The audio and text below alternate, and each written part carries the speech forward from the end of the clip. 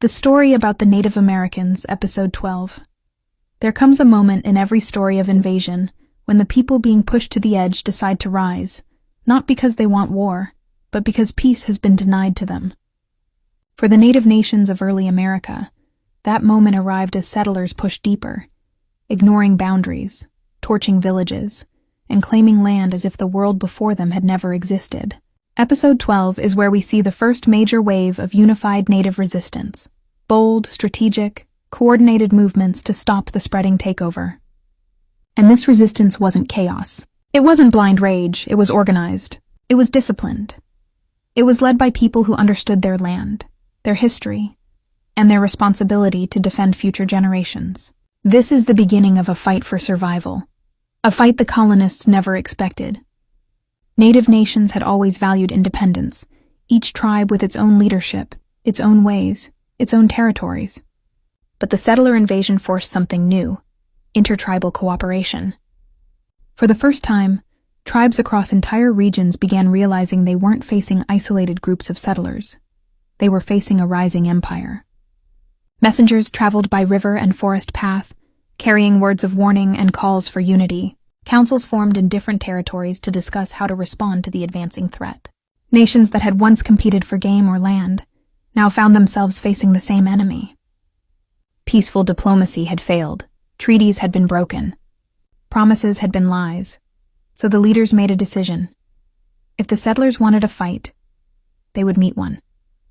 The early resistance took many forms. Some tribes used guerrilla tactics. Fast, silent, precise attacks that targeted settlers who trespassed deep into native land. They struck the moment the settlers felt safest, while building cabins, hunting, or traveling. Others used strategic pressure, blocking access to rivers, trade routes, and paths that settlers relied on for supplies. A colony cut off from food or transportation was a colony that suffered. Some resisted by forming alliances with other European powers, like the French or Dutch, hoping to counter English expansion.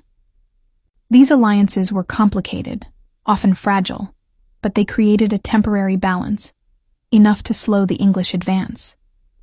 But the most powerful resistance came from leaders who understood the moment in history, leaders who knew their people were fighting not just to protect land, but to protect a way of life. One of the strongest forces behind early resistance wasn't just anger, it was memory. Memory of ancestral lands, memory of sacred places, memory of generations who had hunted these forests, fished these rivers, sung these songs, lived and died on this soil.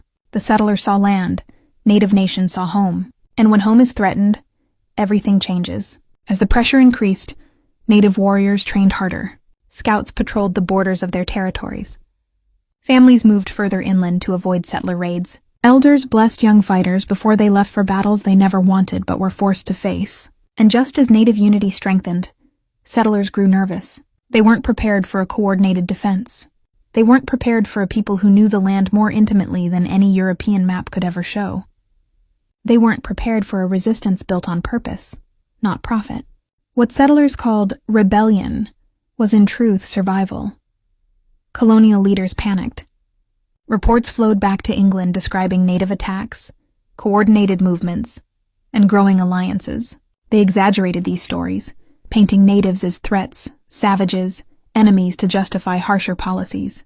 Because a unified native resistance was the settlers' worst nightmare, a sign that this land would not be taken quietly. And so the colonies responded with the same brutality they always reached for. More militias, more soldiers, more weapons, more punishments. The conflict was no longer small skirmishes. It was becoming a regional war, one that would shape the future of the continent. Episode 12 marks the moment the story transforms from invasion to full-scale struggle. The settlers believed they were claiming empty land. The native nations showed them the land was very much alive. And in Episode 13, that struggle reaches a turning point. When one of the greatest native leaders rises to unite tribes like never before.